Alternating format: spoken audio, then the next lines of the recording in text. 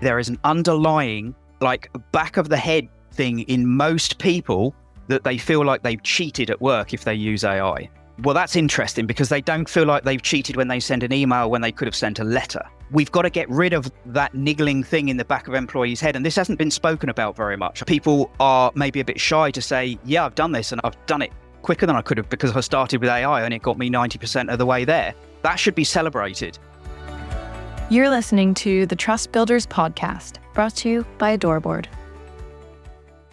So today we have a really special guest. So this has been one in the making for some time. Got the wonderful opportunity to meet with James a couple of times. And of course, you will all know James, who's head of experience community from Qualtrics. And a really important initiative at X4 at Salt Lake City that I got speaking to James about, which was the Qualtrics Leaders Network, and you're going to hear all about that today. So just by way of introduction, James is the head of community experience and the Leaders Network lead at Qualtrics. And before that, he was the principal XM Catalyst with the Qualtrics Institute. If you're not aware of the Qualtrics Institute, they're the guys that pump out all the fantastic thought leadership about experience management. So really fantastic resource there for you to check out. And of course, James is one of the most recognized leading experience management experts, having a background that spans retail, financial services, and hospitality industries. I'm going to make you blush here, James, but you were the head of customer experience strategy and deployment for the post office. He successfully led a customer experience transformation across Europe's largest retail network. I couldn't believe it. 11,500 branches. And interestingly, you started your career as an award-winning chef. I want to hear all about that as well. And also based in London, you're a keynote speaker and you serve on the board of directors, Customer Experience Institute, as well as a non-executive director as well. So James, you're very welcome. Thank you so much for taking time. Thank you, Chris. It's great to be here. I know we've spoke about this for a while, so it's lovely to get on. It's lovely to come onto your podcast and talk about this particular subject as well. Really excited. And what a great subject it is, transforming customer loyalty and trust with AI. And this is a big topic area for the experience management community. We're all grappling with AI. I'll maybe just take you back as a way of introduction.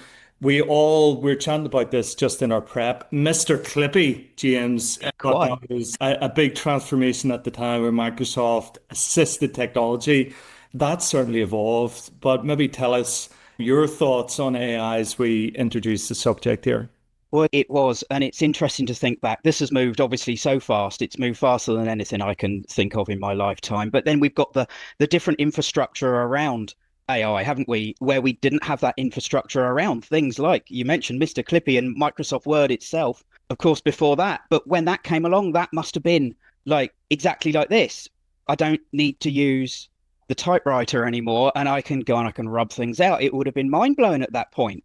And then it became very normal. The difference here is things are moving at such pace. They're kind of forging ahead of us with brand new things within AI before some of us maybe even get to grips with the basics of it and what it can do for us before we move on to the really cool headline stuff. But it's had lots of headlines from when it first started out, AI, and it started to trickle into our lives and then started as a much more river of such. But the headlines of it's going to take jobs, it's going to change jobs, it's not going to necessarily take jobs. And I think that's the ethic. Headlines always hit on the big things to try and grab you and pull you in, don't they? And AI is still doing that.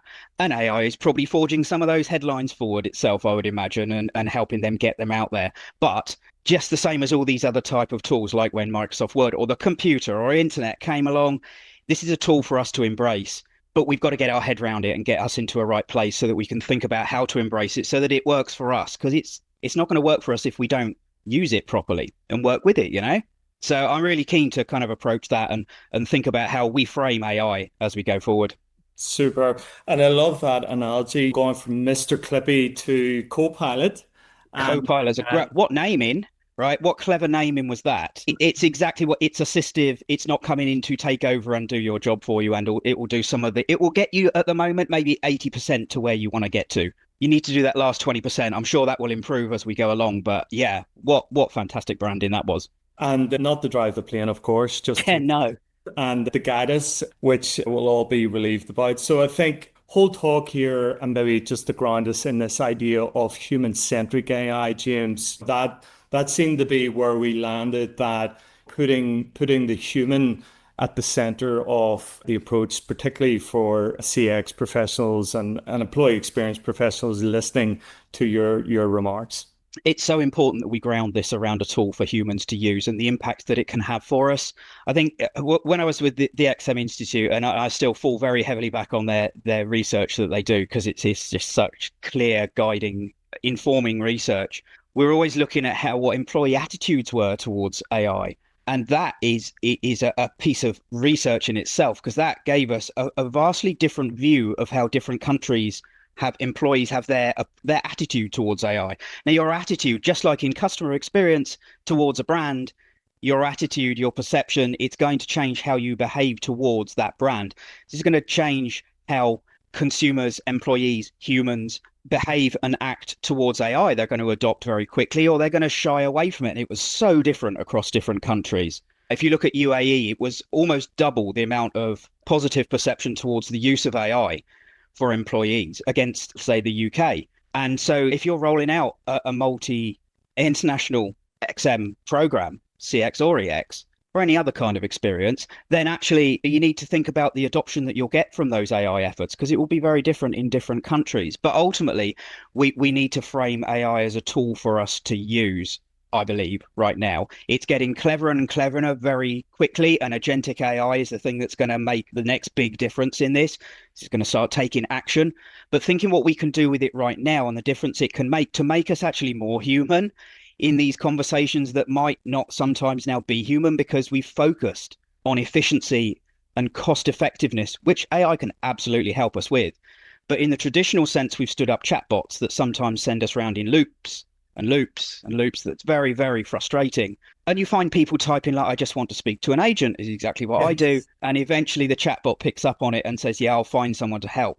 Wouldn't it be great if we used AI for something a little bit more mundane like that, to say, actually, I think you might need some help here. I'm going to put you through to an agent. I'm not going to sit there trying to keep looping you until you maybe either get what you need begrudgingly, or you go away unhappy and then you call, which costs me more money anyway in the long run. So it's all about augmentation and making us more human, and recognizing that, I think, in the way that we interact with our customers and our employees, importantly too. Fantastic. And I think we had talked about this idea of value creation, where the AI actually adds value, and where, as people, we Yeah. can create some space. We kind of nicely summarize that into what I saw as the four pillars of AI enhanced connection.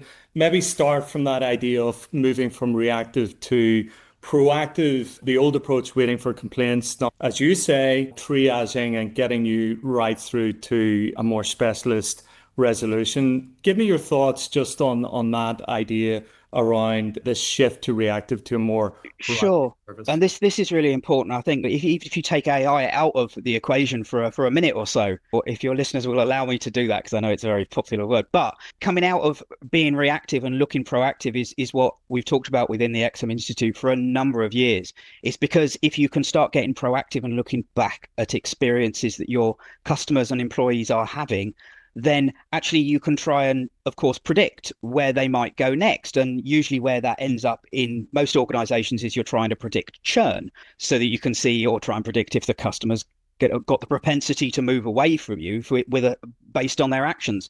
Now we can do that much more scientifically. We can do that so much more quickly, and we can do it at scale. Instead of looking at complaints that have been placed by a customer, then we can look back at their behavior and see if we're moving towards that, looking back at all of their experiences, but wider than that, not just when they're talking to you as a brand, the actions they're taking off of your, what sometimes gets called as a 360 view of customers, but actually it's usually only when they're talking to the brand itself. They're talking about you. They're talking about you on social media or wherever else they're having the conversations. And this is where this technology is allowing us to assimilate that all back into one place, so that we can make those predictions. We're always going to look back a little bit. because we're always going to look back on the interventions we made, maybe, and if they had the impact that they should have had. But we don't have to be at the center of those interventions every time now. We can actually start making those interventions automatically. Enhancing the approach is what AI is doing for us. It's offering immediate help. It's bringing those chats to fruition much quicker, but also recognizing when there's red flags. And this person might actually immediately need a human to step in, because they're maybe they're a high value customer.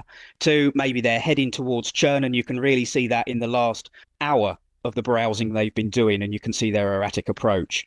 It's all going to come back to understanding the why and what goes before that, I think. I love that. And I suppose that idea of going to a more proactive approach, getting to the why, and obviously understanding customers more intimately. We jokingly talked about personalization was their nirvana of customer experience. Yeah. But before AI, that felt a bit shopping on Amazon for barbecue recommends for more barbecues, right? So what's your thoughts on getting to that idea of a more concierge personalized experience using AI? I suppose to the level to which we're expecting personalization, or an organization is wanting to personalize its experiences for its customer, is only down to the extent to which we are confined by the tools and the approaches that we've got.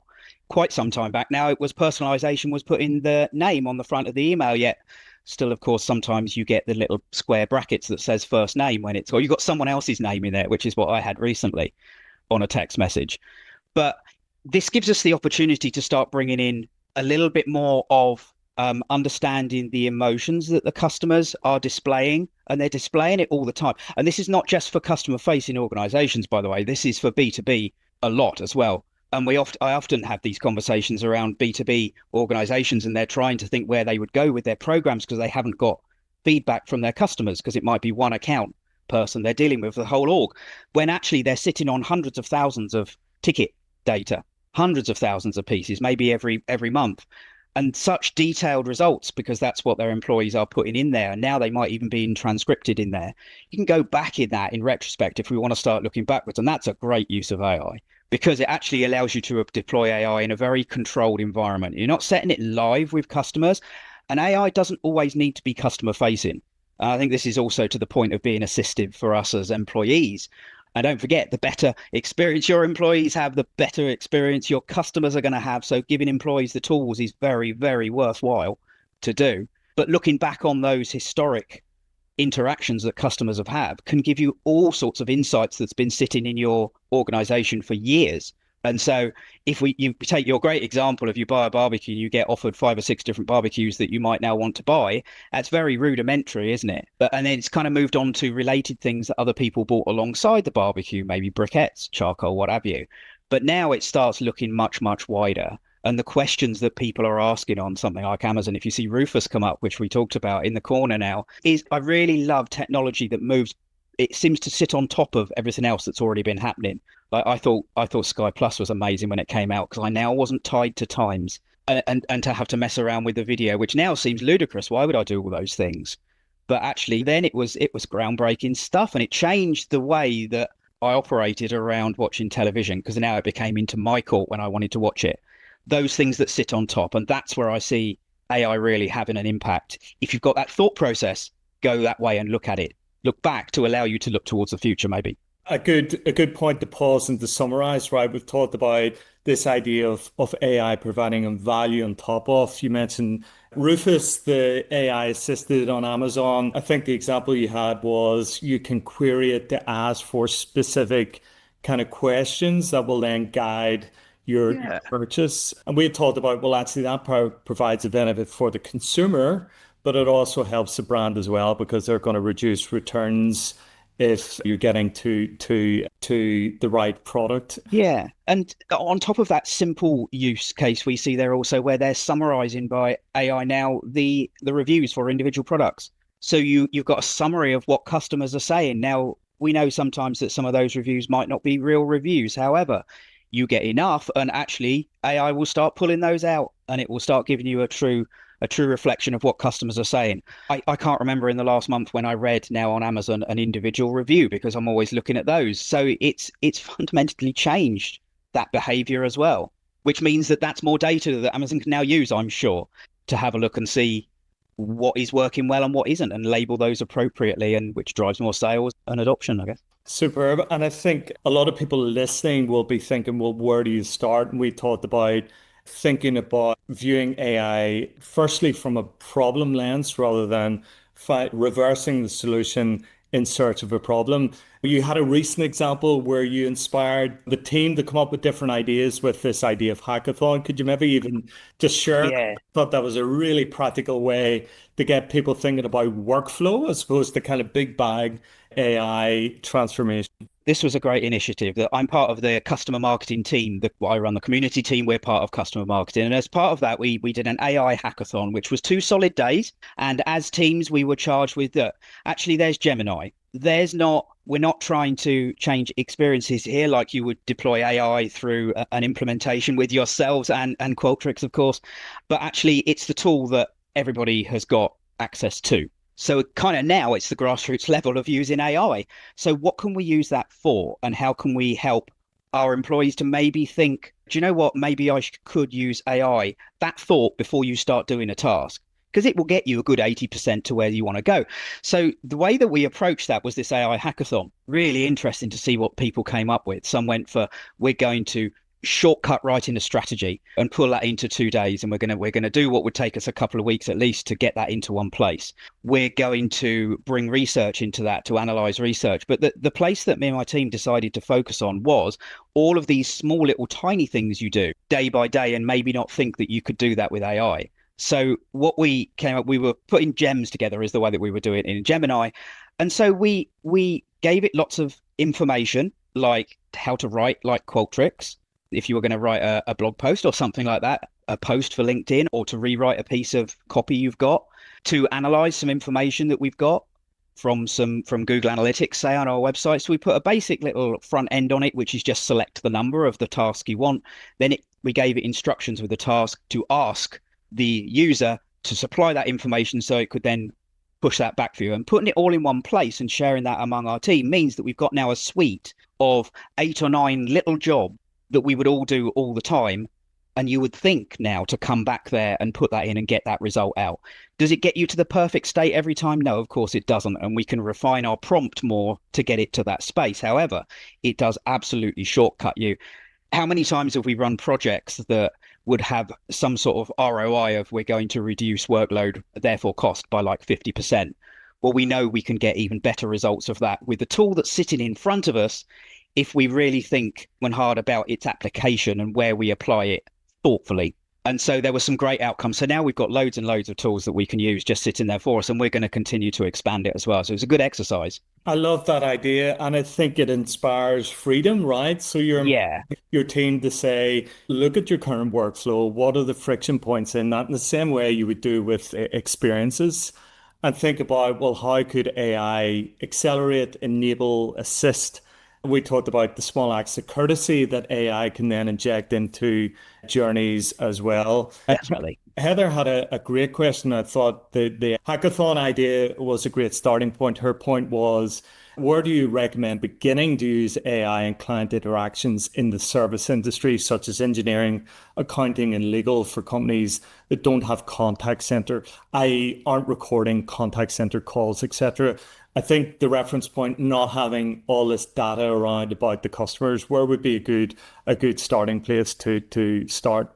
So I would start with your employees. There's so much to gain, and to get you on the, if you've ever seen it, if you haven't, look up the employee engagement virtuous cycle from the XM Institute. That will give you a great model of a way to kind of story tell how great experience then leads to strong financial results and better customer experience. That means you can invest more in your employees.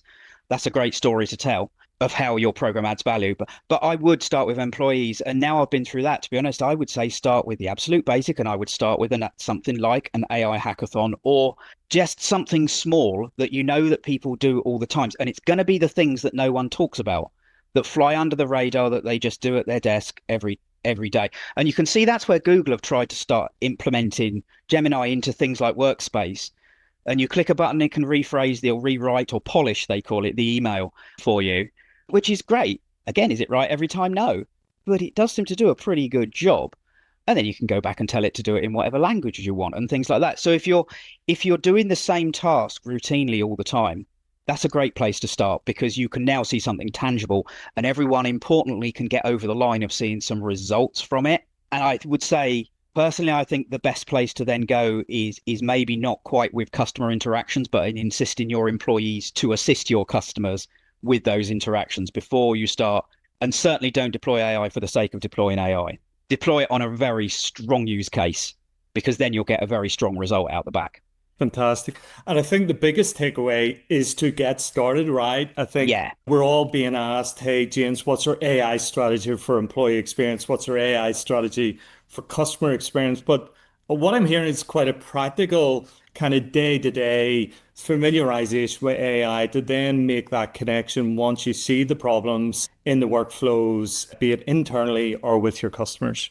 Back to your point of clipping in word again, it was there, wasn't it? It was focused on technology and the use of technology, but actually better use of that.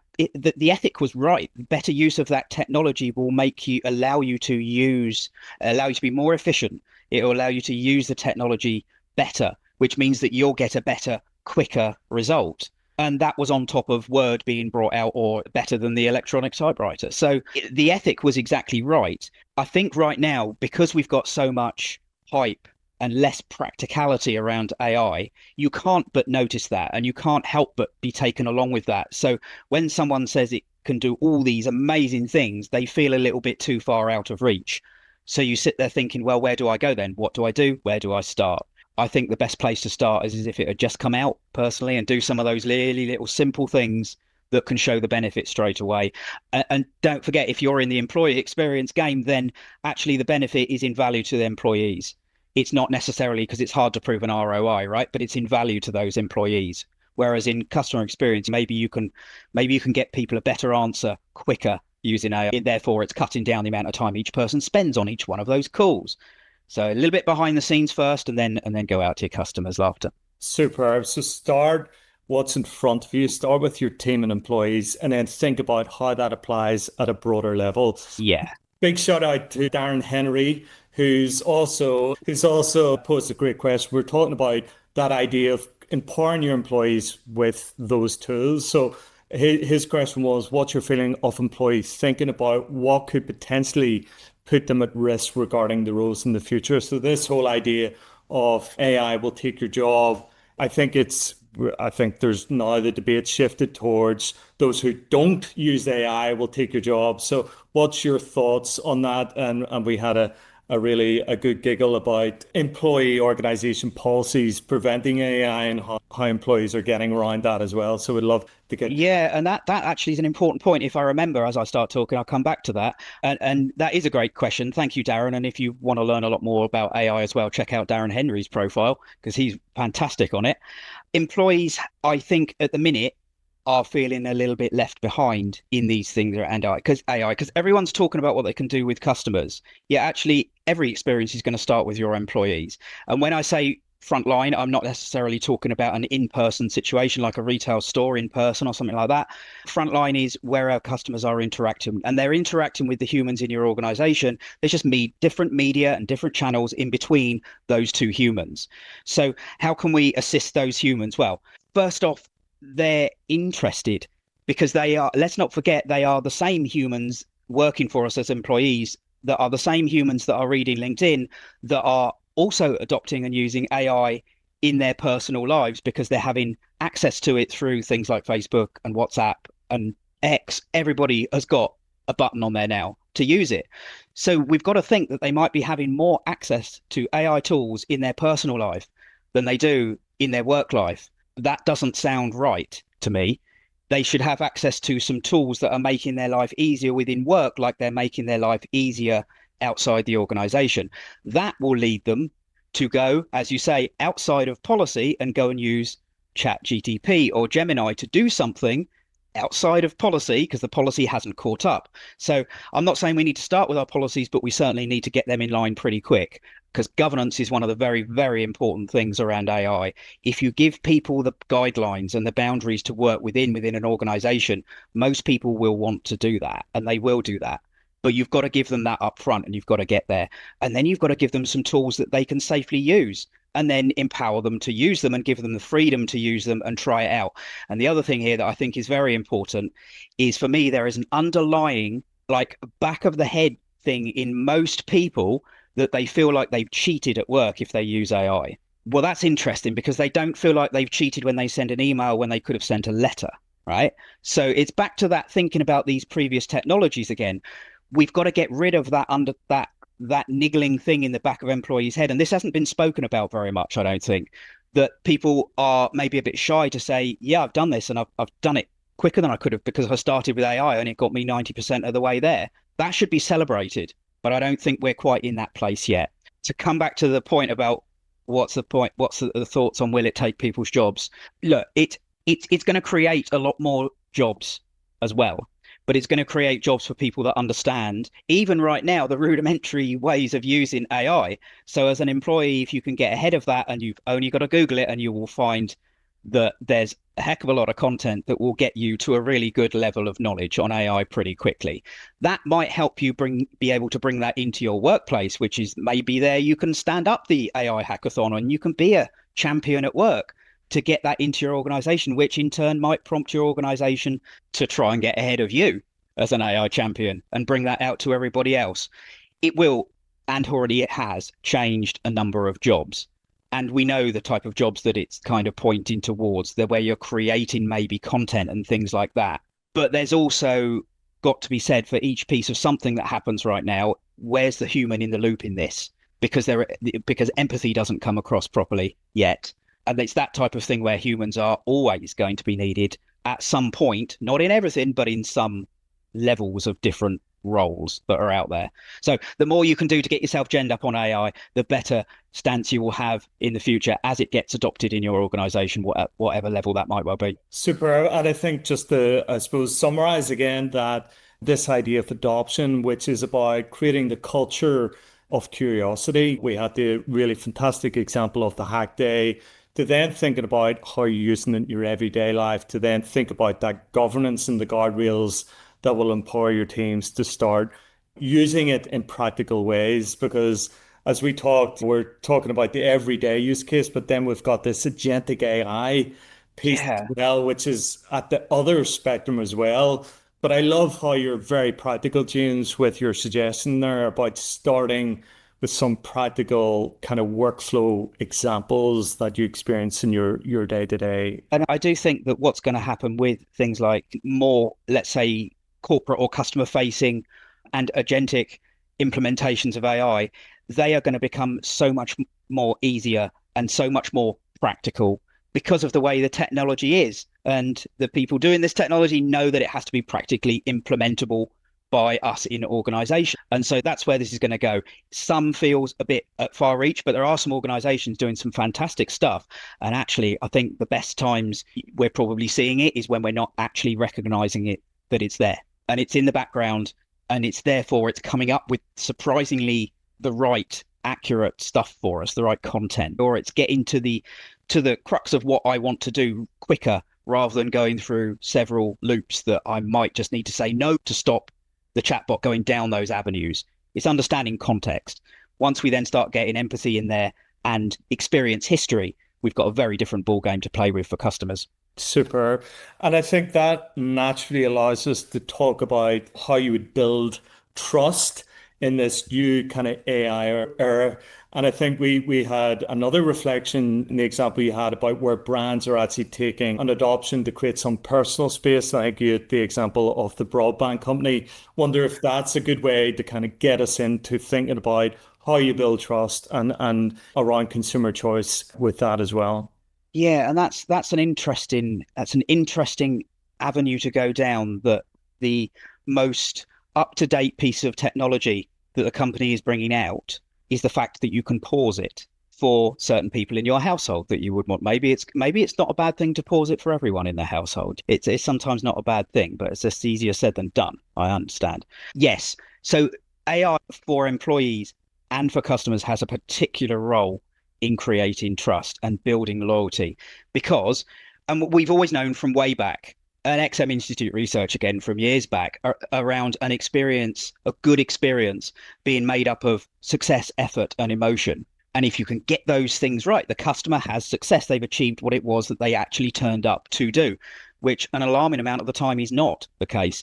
How much effort they're having to put in to actually get to that success. And of course, then if there's what the emotion is that's sitting across the top of those things. AI can really help in all of those things. Obviously, it could help you get to success a lot quicker. It could cut down the amount of effort you need to put in as a customer.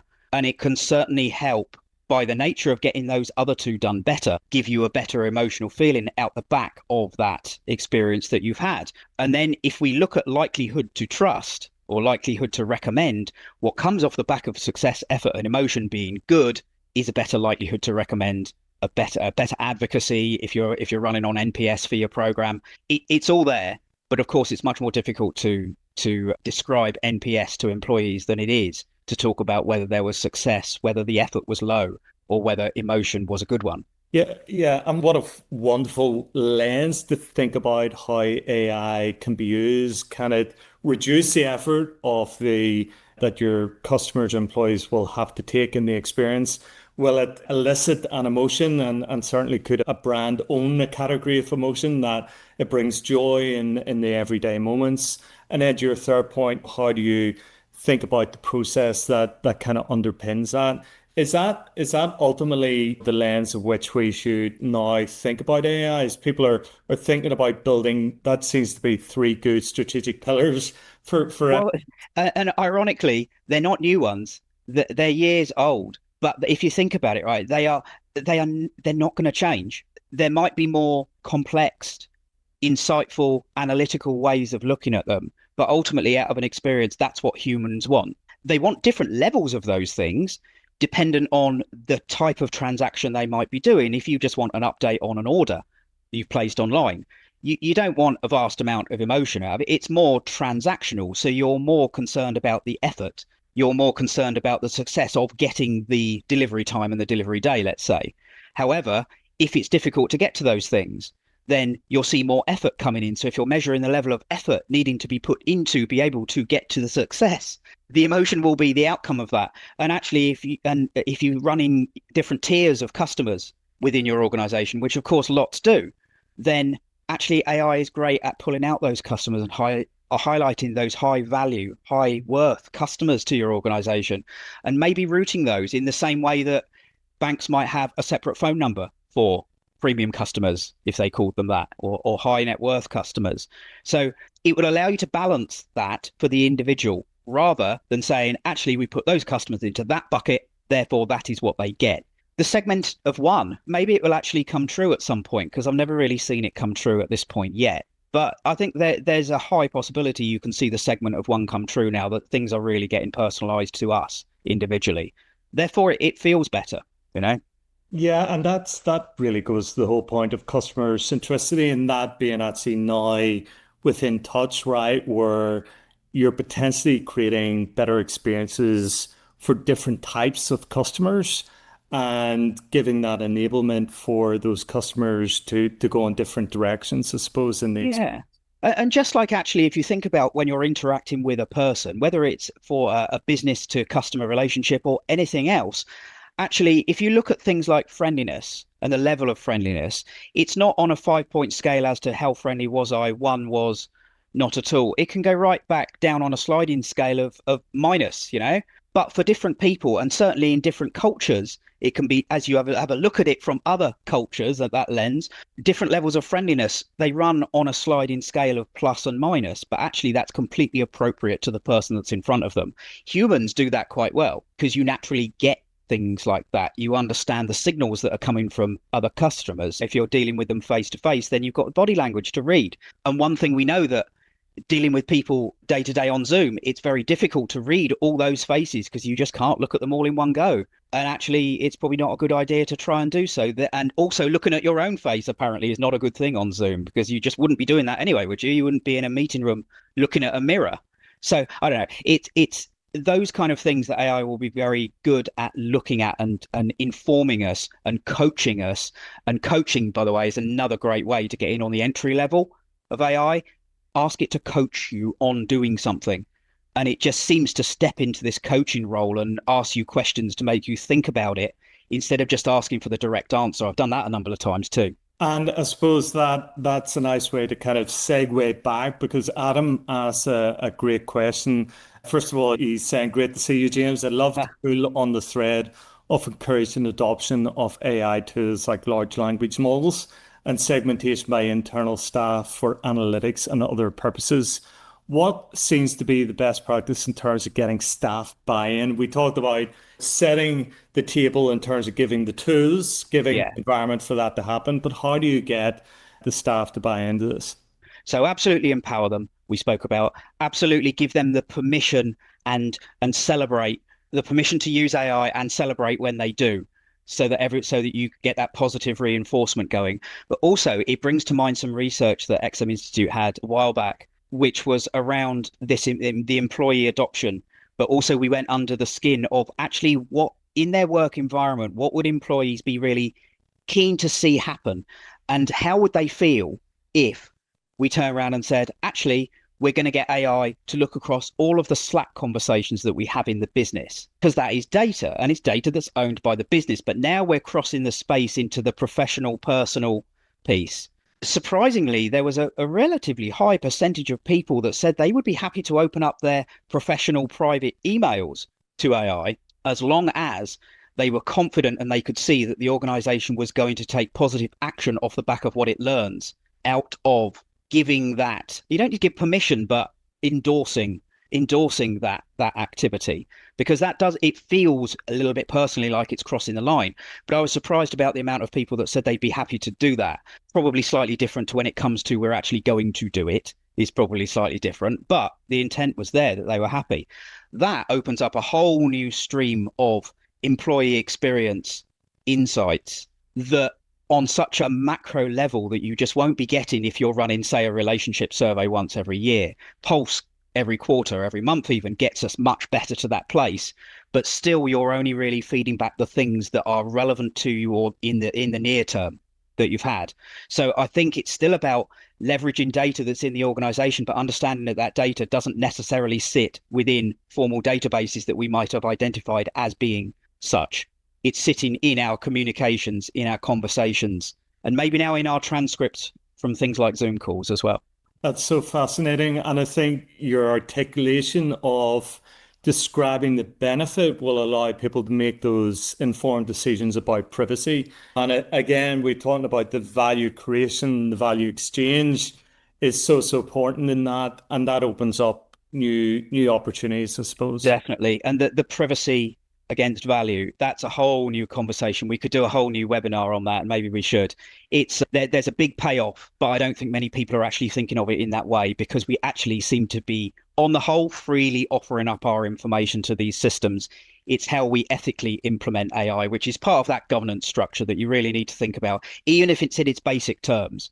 I would certainly, if you want to get started, I would have a look at that basic governance and rules as well. Super.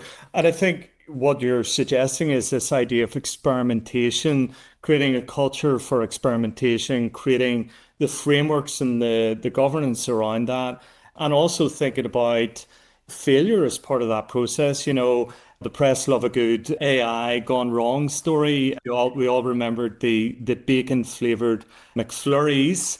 Doesn't sound nice, does it? Of the self-drive AI automated drive-through experience, but they wouldn't have got there if they didn't try, and certainly how that enables the systems to learn and improve as well. So I suppose as an organization, it's allowing innovation to flourish through this experimentation. Yeah, and look, test and learn is now in a very different space. I suppose if you think about using AI in that, you could test out some scenarios, and based on the best information it has, what would be the outcome of this? It really interesting. I've never tried that myself, actually. I've tried a little bit of predictive by giving it a lot of data to analyze and saying, based on what you know and the other information I give you, let's have a look and see what predictions you would have for these certain data points. And it's interesting. Can I think they're right? I don't know. I'll have to wait and see if that comes true. But certainly we're going to start looking much more heavily about how we can use it within our community. Because if we can use it to pick up on topics that are emerging and things like that, then actually, this is really valuable. We can take those, we can amplify the voices of the people that are already talking about them, giving them more of a stage because they're already talking about this, and they can bring that to other people that are going to be interested as well. So the opportunities almost are too big to be thinking about. So narrow it down to those small use cases. Super. And it goes back to even the whole emergence of the whole experience management and that idea of maturity curve, right? You start with the experimentation, but then we're hearing all these amazing use cases. I know insurance companies are allowing you to take a picture of the damaged car. It'll make an assessment, it'll auto file the claim. It'll point you to the nearest repair shop and give you an estimation of pricing. I'm sure in your day to day, James, you see a whole pile of diverse use cases of real practical applications of AI. There's so much out there. I do think still it's the ones that you're not going to notice that are giving you the best results.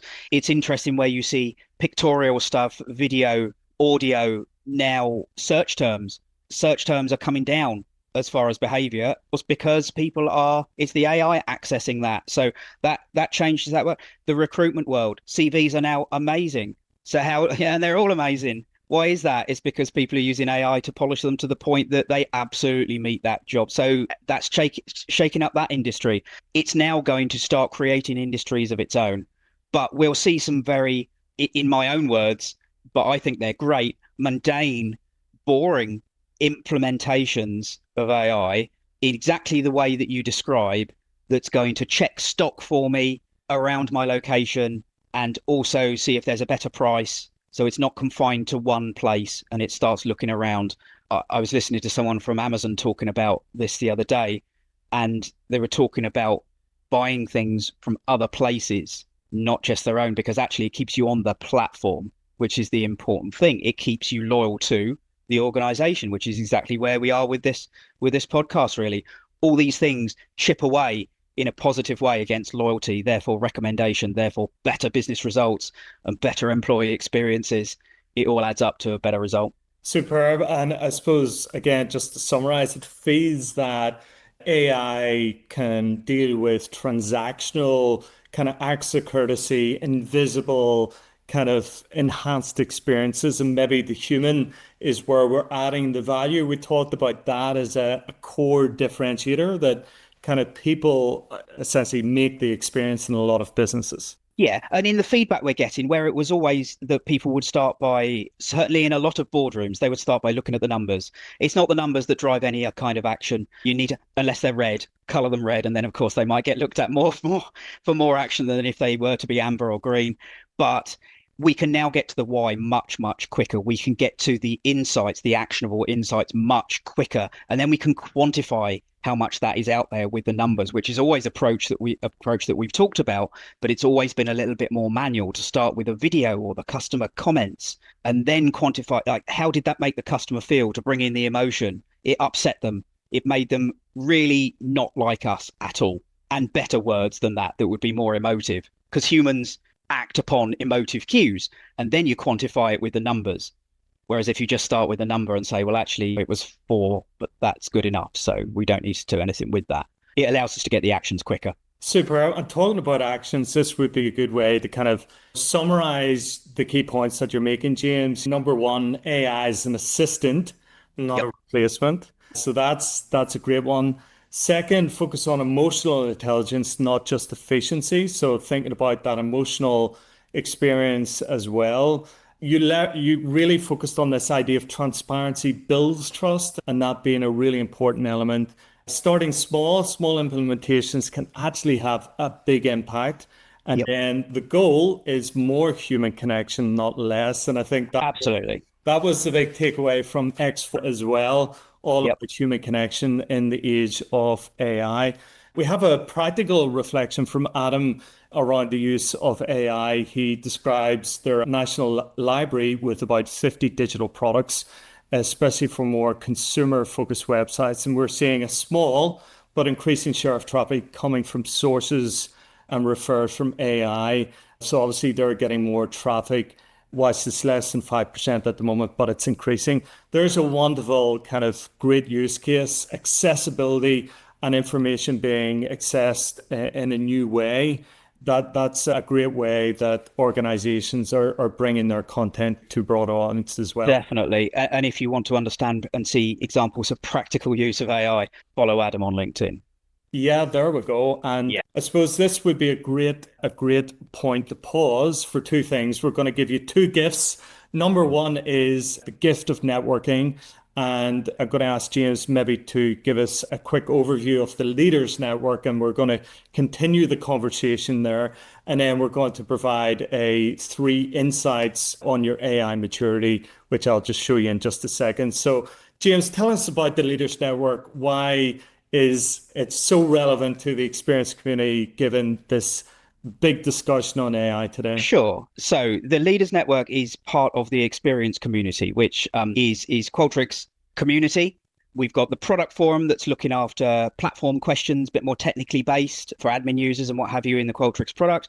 And the Leaders Network is everything programmatic, professional, personal, professional, careers, education, connection, peer connection, discussion. And we launched this at X4 in Salt Lake City, and we're starting to have an in-person presence. And we did so in X4 in Sydney, and we did so in X4 in London. And we're going to have a big in-person presence in lots of gatherings as we go forward as well. So if you're up for those, then do come and join this free community. We are 100% focused on leaders of CX, EX, all the other experience management places, including, of course, strategy and research. At the moment, we've got lots of users in there who are starting discussions around programmatic things, and the use of AI is starting to come into that. But if you are looking for genuine networking, is going to put you in touch with other people that are, trust me, because we saw it at X4 and we see it at every X4, people are struggling with exactly the same challenges that other people are struggling with. And good 70% of people are still on those lower end of maturity for their CX, EX programs. Everyone's in the same boat. And practically we can take insights from each other and implement them. It's the implementation that makes them different. So it's not stealing, because you can take those ideas and you have to implement them in a way that is worthwhile for your business. They wouldn't just work if you tried to implement them as is. We're going to start bringing this to online meetings just like this one, in-person meetings with a view to creating value for our members. So if you're up for that, you can find that at community.qualtrics.com and you'll see Leaders Network, and there's a place to register and sign up there and join the conversations. Superb. And I'll make sure everyone gets a link to that after today's session. And James, just to reinforce that, the value of the network is the diversity and exchange of ideas. That's where the magic happens. Absolutely. 100%. This is 100% member-led, member-focused, with member value at the core of everything we're going to do within it. And so when we come to those in-person and online events, we're going to be looking for members that want to come and tell their story and things like that. And the insights of where something hasn't gone quite right. Those are the best kind of stories, because we know not to go down that route and do it the same ourselves, you know? I love that. Okay. And just by way of additional value, as a proud Qualtrics partner, we help you upgrade your analysis. We're providing a free churn report. James talked about the idea of prediction. So we're going to be offering 3 executive ready insights from your Qualtrics data, allowing you to mature in your journey with Qualtrics as well. So that's available in the chat. You'll get that straight after today's call. So all I have to do is to thank our wonderful guest, James, for sharing his insights today. James, a quick reflection as people embark on their journey in discovering and applying AI in the workplace. Look, it's the reflections from all of us individually that's going to make this work. AI isn't going to make it work. We're going to make AI work for us. And if we have that kind of approach, I think you'll be onto a winner. You'll test and learn and you'll fail on a lot of things, but that's okay, because now we can fail even quicker and in a safer environment than we could before. But ultimately, we're going to get to the success story out of all those failures a lot quicker, and it's going to be a lot more impactful. Do check out the technology that's available through Qualtrics and Adoreboard together, because it is powerful, powerful stuff to accelerate your program. Super. And what a wonderful introduction to AI and trying to navigate that from, I think for me today, James, you demystified a lot of the kind of the next steps. What are the practical applications of AI, and some great examples. And of course, some rich research from the XM Institute, just to provide that wonderful framework of really robust thinking behind the subject as well. So James, thank you so much for your time, and looking forward to continued discussions on the Leaders Network, where we'll be sharing that very shortly. Thank you for the invite. It's a pleasure to be finally on your podcast, and we will. And when we say continue those conversations, Chris and I will be in those conversations as well. But we invite you to join in and own those conversations. So Chris will get a link out to you with the team, and let's continue those conversations, because they shouldn't stop at a webinar. This is only the starting point. So look forward to speaking to you all then. Excellent. What a note to end on. Have a great week, and speak to you shortly. Cheers now. Bye-bye. Bye. You've been listening to the Trust Builders podcast, brought to you by Adoreboard.